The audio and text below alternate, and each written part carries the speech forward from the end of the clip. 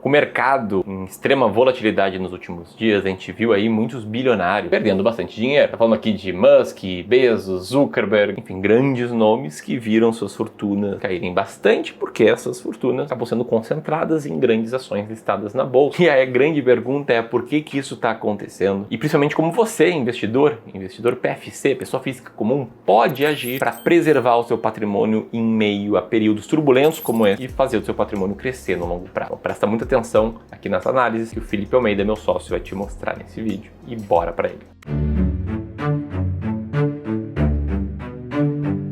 Boa, vamos lá, e a primeira coisa que a gente precisa fazer aqui é dar um contexto do porquê que eles estão perdendo muito dinheiro nesse momento. E o ponto aqui é que a maior parte do patrimônio desses caras está investido nas ações das próprias empresas que eles fundaram. E aí, se a gente vai olhar para a cotação dessas ações nos últimos tempos, a gente vai ver a Tesla, por exemplo, que em 5 dias chegou a cair 19%. E mesmo olhando para os últimos 6 meses, ainda tem uma queda de mais de 4%. Já a Meta, a empresa do Mark Zuckerberg, em alguns dias chegou a apresentar uma queda de 13%, que também é a queda que está acontecendo nos últimos 6 meses para essa empresa. A Amazon também não fica de fora. Em 5 dias a queda foi de mais de 12%, sendo na janela de 6 meses uma queda de 7%. Então, se você tem $1 bilhão naquelas ações e elas caem 15%, como é o caso de algumas, só nessa variação a gente tá falando de $150 milhões. Tá, Felipe? Mas por que essa queda tão brusca dos preços em alguns dias? E o grande ponto aqui são as intervenções do presidente Trump que a gente vem vendo na mídia e que ainda estão repercutindo novas ações até hoje. E é natural que quando os Estados Unidos passam por momentos de dificuldade, ele acaba puxando os outros países para baixo. É isso que a gente tem visto no mercado esse início de ano. E para agravar isso tudo ainda, a gente teve um 2024 muito ruim para várias bolsas de países ao redor do mundo. O próprio Brasil ficou com um desempenho muito ruim ano passado. O México, que teve momentos de despencar ali em 2024 também. Bolsa de Paris, que teve as piores semanas em alguns anos. E aí o tarifaço do Trump vem para aumentar as preocupações em relação a isso. E que nos últimos dias ganhou um foco ainda maior com a possível guerra comercial iniciando entre Estados Unidos e China, onde as tarifas chegaram a 104% pelo lado dos Estados Unidos. Aí a China retaliou para 84% e agora a China já está revidando com tarifas que chegam a 125% para produtos dos Estados Unidos. Então é natural que isso siga preocupando as bolsas. O próprio Brasil nos últimos 5 dias está caindo cerca de 3,5% ali, o que é uma queda forte para poucos dias assim. Felipe, então é o tarifaço que está fazendo os grandes bilionários perderem dinheiro na bolsa. Mas não seria todo mundo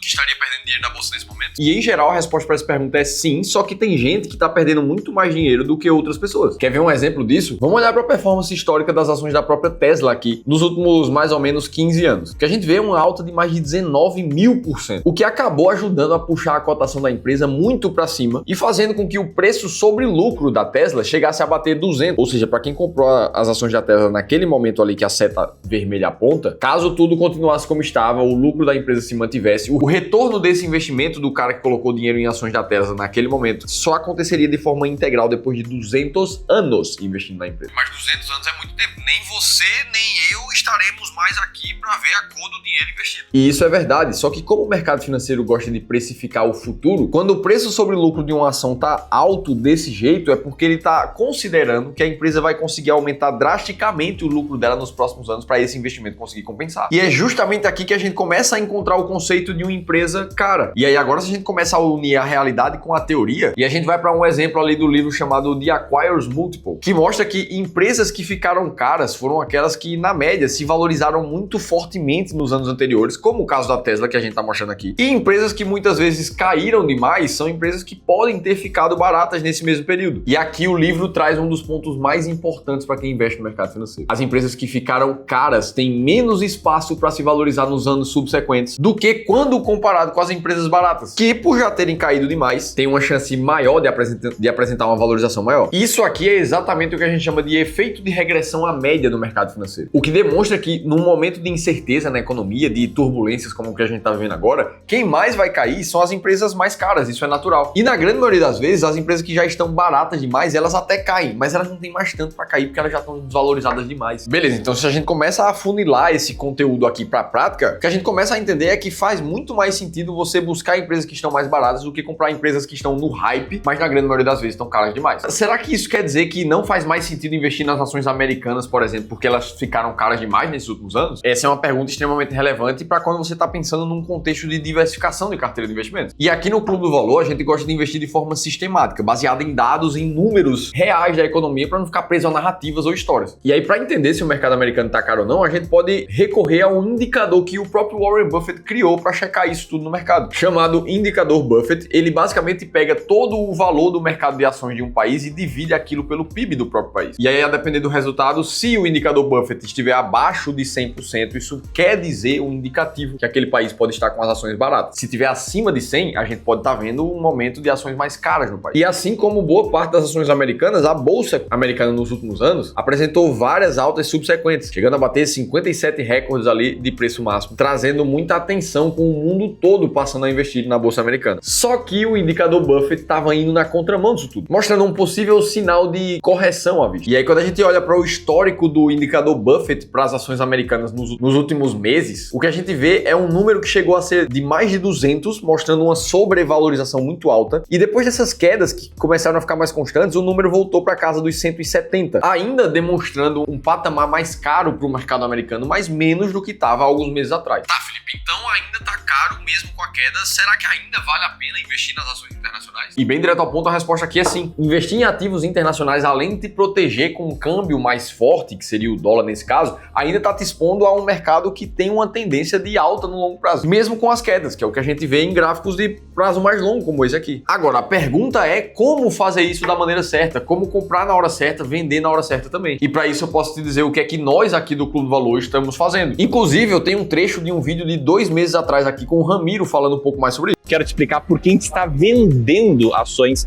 norte-americanas. Se você pegar um gráfico do S&P 500 e ver que ele não para de subir, talvez você pense, olha, Ramiro tá achando que tá caro, o pessoal do clube tá achando que tá caro. É isso? Não, não é isso. Na verdade, a partir do momento que a gente tem uma carteira desenhada, uma alocação-alvo, o que a gente vai fazer a cada trimestre? A gente vai vender um pouco daquela classe de ativos que está com peso superior ao alvo para comprar classes de ativos com peso inferior ao alvo. Então vamos lá. O que está na tela é uma carteira ideal, que é a minha carteira de longo prazo, a carteira do Ramiro, 100% renda variável, 1/3 ações brasileiras, norte-americanas e fundos imobiliários. Essa carteira teve uma boa performance aí nos últimos anos, bem superior ao Ibovespa, e o fato é que essa performance teve bastante contribuição das ações norte-americanas, que inclusive foi a classe de ativos que mais subiu no ano passado. Não à toa, minha carteira no final de dezembro estava com 36% de peso em ações norte-americanas, bem superior aos 33%. Então qual é o plano aqui com a minha carteira? É usar novos aportes meus, investimentos meus nela, para comprar ações e fundos imobiliários. E se eu não tivesse fazendo aportes, que nem todos os clientes nossos fazem aportes todos os meses, a lógica seria vender um pouco de ações norte-americanas, algo que a gente está fazendo em algumas carteiras aqui, para comprar as demais classes de ativos. Ou seja, não é porque a gente acredita que as ações já subiram, que elas tinham que subir, ou que a gente não acredita que os Estados Unidos vai seguir crescendo. É uma questão de ter um alvo a ser perseguido e de ver que as carteiras estão desalinhadas desse alvo.